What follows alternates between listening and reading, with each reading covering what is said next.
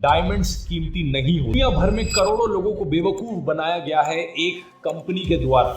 लोगों को यह कहा गया कि अगर आपका प्यार परमानेंट है तो इसे किसी इंडिस्ट्रक्टिबल चीज से प्रूफ करने की जरूरत है। जिसके पास भी थोड़ा बहुत पैसा है वो डायमंड रिंग लेना चाहता है। डायमंड रिंग एक स्टेटस सिंबल बन गया है हमारे समाज में। नुकसान से बचने के लिए डे बियर्स कंपनी ने बड़े बड़े हॉलीवुड स्टार्स को डायमंड ज्वेलरी पहनाकर इसे प्रमोट कराया। गोल्डन ग्लोब्स अवार्ड्स के दौरान बियॉन्से और जेनिफर लोपेज जैसी बड़ी स्टार्स ने भी डायमंड रिंग्स पहनी हुई है। इन सेलिब्रिटीज को पैसा दिया जा रहा था इस चीज को प्रमोट करने के लिए। सोच रहे हो किस लेवल का लंबा गेम खेला गया है यहाँ पर। नमस्कार दोस्तों, साल 1997 साउथ अफ्रीका देश की वेस्टर्न कोस्ट पर एक डायमंड्स की माइन थी। इसका नाम था एलेक्स कोल और यहाँ पर हीरे खोदकर निकाले जाते थे। इस साल इसके आसपास अचानक से बहुत से कबूतर दिखने लगे। यहाँ काम करने वाले लोग इन कबूतरों को देखकर काफी एक्साइटेड हुए क्योंकि ये एक तरीका हो सकता था डायमंड्स चुराने का। असल में बात क्या है, उस वक्त साउथ अफ्रीका की इस वेस्ट कोस्ट को द फॉरबिडन जोन कहकर पुकारा जाता था। एक आम आदमी इस इलाके में जा ही नहीं सकता था। जो लोग ऐसी माइंस में काम करते थे वो माइनिंग कंपनीज के बनाए घरों में रहते थे। इन्हीं कंपनियों के बनाए स्कूलों में अपने बच्चों को भेजते थे और इनका इन माइंस से बाहर जाना बिल्कुल मना था। यहाँ एक्सरे मशीन्स लगी हुई थी, बार बार लोगों की तलाशी ली जाती थी। खाने में इन वर्कर्स को कॉन्स्टिपेशन रिलीफ दवाइयां दी जाती थी ताकि कहीं वो इन डायमंड्स को निगल कर स्मगल ना कर पाए। जो माइनर्स यहाँ काम करते हुए मर जाते थे उन्हें यही माइंस में दफना दिया जाता था ताकि उनकी मुर्दा बॉडी में डायमंड्स छिपाकर स्मगल न किए जा सके।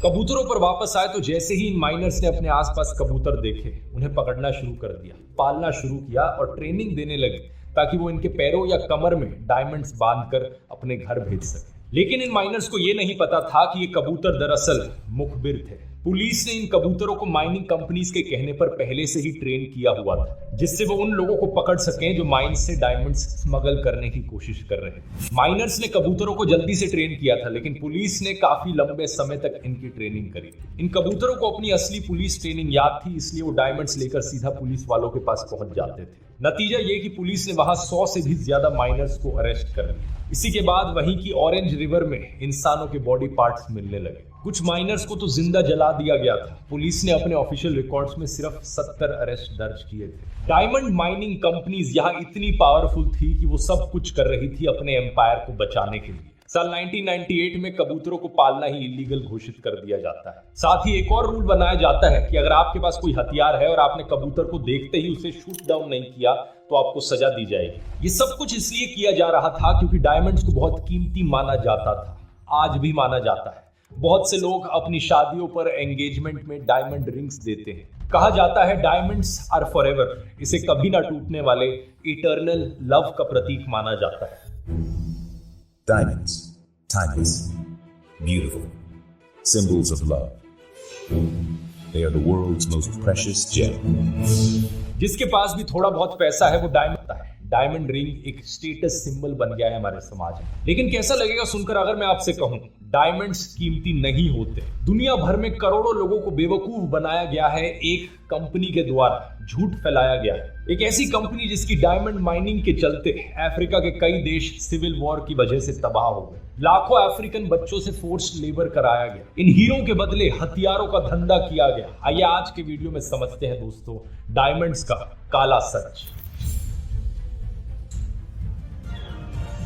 इस वीडियो के स्पॉन्सर है Vernia.com। इनकी बात आगे वीडियो में करेंगे। अगर आप कुछ स्पेशल मोमेंट सेलिब्रेट करने का प्लान कर रहे हो तो वीडियो को एंड तक देखना, आपके लिए कुछ स्पेशल होगा। डायमंड्स का इतिहास वैसे तो कोहिनूर से भी ज्यादा पुराना है, लेकिन अपनी कहानी को हम शुरू करते हैं 1860 से, जब इस इंडस्ट्री में एक टर्निंग पॉइंट आया। साउथ अफ्रीका में आए दो सेटलर्स योहानस और डी डेरिक डे बियर।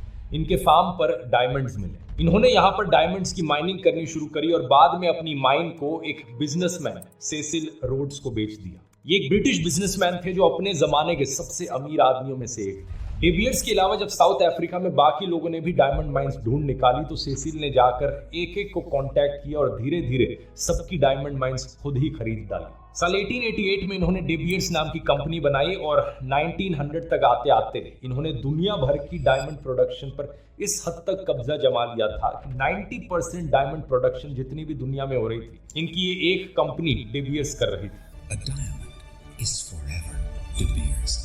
सही मायनों में ये कंपनी एक मोनोपोली थी। इससे पहले डायमंड्स या तो इंडिया में मिलते थे या फिर साउथ अमेरिका में मिलते थे और इन्हें लग्जरी आइटम्स की तरह देखा जाता था। लेकिन अफ्रीका में इतनी ज्यादा संख्या में डायमंड्स मिले कि इनकी सप्लाई एकदम से बढ़ गई। इस कंपनी को खतरा हुआ कि अगर डायमंड्स इतनी आसानी से हर जगह मिलने लगेंगे तो इन्हें लग्जरी आइटम की तरह नहीं देखा जाएगा। डायमंड्स की वैल्यू कम होने लगी। फिर वर्ल्ड वॉर 1 आई और उसके बाद ग्रेट डिप्रेशन देखने को मिली 1929 में। इसके चलते लोगों के पास पैसों की सख्त कमी थी। अपना घर का राशन खरीदने के पैसे नहीं थे तो वो डायमंड्स कहां से खरीदे। डायमंड्स की डिमांड भी कम होने लगी। अब किसी चीज की सप्लाई बढ़ेगी और डिमांड कम होगी तो उसका प्राइस कहां जाएगा। स्कूल में इकोनॉमिक्स में भी पढ़ाया जाता है लेकिन बड़ी कॉमन सेंस वाली बात है, प्राइस नीचे जाएगा। डी बियर्स कंपनी ने इस प्रॉब्लम का एक सोल्यूशन निकाला। क्योंकि इनकी मोनोपोली थी दुनिया भर की डायमंड इंडस्ट्री पर, इन्होंने जानबूझकर सप्लाई ही रोक दी डायमंड्स। एक आर्टिफिशियल शॉर्टेज क्रिएट की कि इतने डायमंड्स नहीं है मार्केट में जितना लोगों को लगता है। इनकी डायमंड माइन से जो खोद कर नए डायमंड्स निकाले जा रहे थे उन्हें एक जगह लाकर स्टोर करके कमरा बंद कर दिया। उन्हें मार्केट में बेचा नहीं और इस तरीके से आर्टिफिशियल शॉर्टेज पैदा हो गई। ये तो हुआ सप्लाई को कंट्रोल करना। दूसरी तरफ डिमांड को बढ़ाने के लिए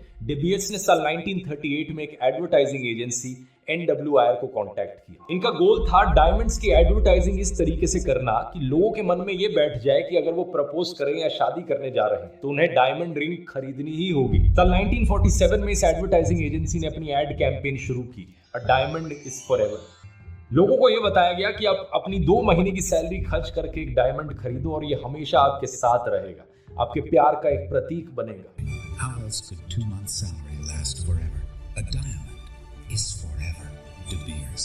इसे एक साइकोलॉजिकल नेसेसिटी बनाया गया। सेलिब्रिटीज को डायमंड्स दिए गए उनकी वैल्यू बढ़ाने के लिए और साल भर साल चलते लोगों का बिहेवियर बदलने लगा डायमंड्स को लेकर। आज के दिन तक इसे दुनिया की सबसे सक्सेसफुल एड कैंपेन्स में से एक माना जाता है। लोगों को यह कहा गया कि अगर आपका प्यार परमानेंट है तो इसे किसी इनडिस्ट्रक्टिबल चीज से प्रूफ करने की जरूरत है। डायमंड एंगेजमेंट रिंग के साथ एक इमोशनल अटैचमेंट बनाई गई। डायमंड्स को इकोनॉमिक सक्सेस और सोशल स्टेटस से जोड़ते हुए मेल्स को भी टारगेट किया गया। मैगजीन्स में ऐड देकर सेलिब्रिटीज और उनकी डायमंड एंगेजमेंट रिंग्स को दिखाया जाने लगा। साल 1938 में डी बियर्स के मालिक हैरी ओपेनहाइमर ने अपने एक मीमो में कहा था कि फिल्मों में बहुत कम ऐसे सीन्स होते हैं जिनमें लड़कियों के लिए एंगेजमेंट रिंग सेलेक्ट करना या खरीदना दिखाया जाता है। इन्होंने लिखा, हम राइटर्स और डायरेक्टर्स से कॉन्टैक्ट करके ऐसे सीन्स डलवाएंगे। सोच रहे हो किस लेवल का लंबा गेम खेला गया है यहाँ पर। जबरदस्ती फिल्मों में और गानों में डायमंड्स को प्रोमिनेंटली दिखाया जाने लगा। 1953 की फिल्म जेंटलमैन प्रेफर ब्लॉन्ड्स में आइकॉनिक एक्ट्रेस मैरिलिन ने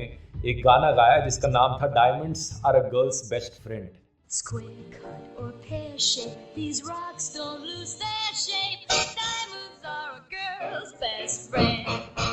1950s में एकेडमी अवार्ड्स जैसे इवेंट्स पर सेलिब्रिटीज को डायमंड ज्वेलरी दी जाने लगी। ऐसा नहीं था कि ये सेलिब्रिटीज खुद अपनी मर्जी से डायमंड्स खरीद रहे थे पहनने के लिए। ये कंपनी इन्हें फ्री में डायमंड्स दे रही थी कि जाओ पहनो। डायमंड्स की प्रमोशन होगी, डायमंड्स की वैल्यू बढ़ेगी, इसे एक स्टेटस सिंबल की तरह देखा जाएगा। 1947 में ब्रिटेन की क्वीन एलिजाबेथ खुद साउथ अफ्रीका में डी बियर्स की माइन पर गई और कंपनी ने इन्हें 6 कैरेट का डायमंड गिफ्ट किया। कोहिनूर और होप जैसे डायमंड से जुड़ी कहानियां भी लोगों का इंटरेस्ट बढ़ा रही थी। इस सब का इंपैक्ट एक्चुअली में कितना बड़ा था ये नंबर्स देखोगे तो बहुत ही शॉकिंग। साल 1940 में अमेरिका में केवल 10% ब्राइड्स को एंगेजमेंट में डायमंड रिंग मिली थी, लेकिन साल 1990 तक ये नंबर 90% पर था। 90% से ज्यादा ब्राइड्स को अपनी एंगेजमेंट पर डायमंड रिंग्स मिलने लगे। डी बियर्स ने अमेरिका के बाद जापान में भी ऐसा ही कुछ किया। जापानीज कल्चर में एंगेजमेंट रिंग की कोई जगह नहीं थी। एंगेजमेंट करते समय रिंग्स नहीं दी जाती थी, लेकिन 1960s में डी बियर्स ने एडवर्टाइजिंग एजेंसी जे वॉल्टर थॉमसन की मदद से जापान में बड़े पैमाने पर ऐसी एड्स की जिसमें डायमंड रिंग्स को वेस्टर्निज्म और प्रॉस्पेरिटी का सिंबल दिखाया जाने लगा।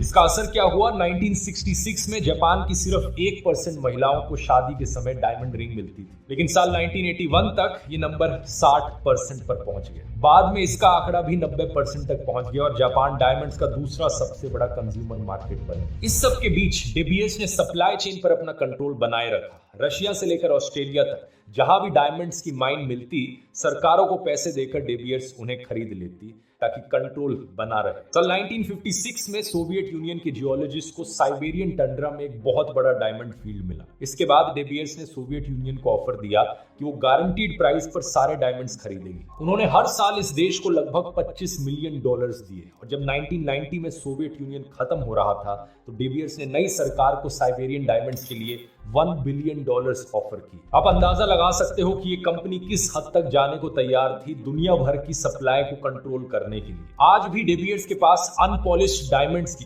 दुनिया की सबसे बड़ी स्टॉक पाइल है। पूरी दुनिया की डायमंड इंडस्ट्री की स्टेबिलिटी इसी बात पर टिकी है कि डे बियर्स डायमंड्स की एक आर्टिफिशियल शॉर्टेज बनाकर रख रही है। लेकिन ये कहानी का सिर्फ एक हिस्सा है दोस्तों, दूसरा हिस्सा और भी ज्यादा खौफनाक है। अफ्रीका के कई देशों में कई जगहों पर डायमंड्स की बहुत भारी संख्या पाई जाती है। इसी वजह से डायमंड्स ने पूरे अफ्रीका के कॉन्टिनेंट पर सिविल वॉर को फ्यूल किया और हजारों लोगों की मौत का एक कारण बने। कॉन्गो देश का उदाहरण ले लीजिए। साल 1960 में ये देश बेल्जियम से आजाद हुआ था। आजादी के बाद ही यहाँ पर सिविल वॉर शुरू हो गई थी, जो बाद में यूएस और सोवियत यूनियन के बीच एक प्रॉक्सी वॉर बनी। कॉन्गो में डायमंड्स बहुत थे और रेबल ग्रुप्स और फॉरेन सोल्जर्स ने सैकड़ों डायमंड माइंस पर कब्जा कर लिया। ये लोग अपनी वॉर को फंड करने के लिए डायमंड्स बेचने लगे और हथियार खरीदने लगे। हर साल यहाँ पर सैकड़ों लोग मारे जाते थे, लेकिन किसी को कोई सजा नहीं मिली। दूसरा अंगोला देश का उदाहरण देखिए। इनके गोरिल्ला लीडर योनास साविम्बी की रेबल आर्मी हर साल लगभग 5 लाख कैरेट डायमंड्स बेचती थी और इससे मिलने वाले पैसों से AK-47 और ग्रेनेड्स जैसे हथियार खरीदे जाते थे। साविम्बी के संगठन union for the total independence of Angola को अमेरिका का समर्थन था,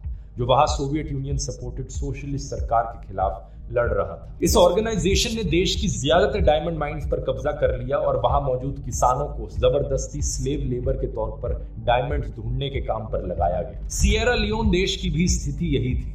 रेबल्स डायमंड्स बेचकर हथियार और गोली बारूद खरीदते थे। 1990s में यहाँ हुई सिविल वॉर को डायमंड्स के व्यापार ने और भड़का दिया। ये वॉर अपनी ब्रूटैलिटी के लिए बदनाम थी। Is a commodity that warlords and dictators exchange for weapons fueling civil wars and resulting in human rights abuses. इस समय तक ये चीज साफ हो गई थी कि डायमंड्स अफ्रीकन देशों में हुए सिविल वॉर्स को फंड कर रहे थे। वॉरलॉर्ड्स अपने वॉर्स का खर्च डायमंड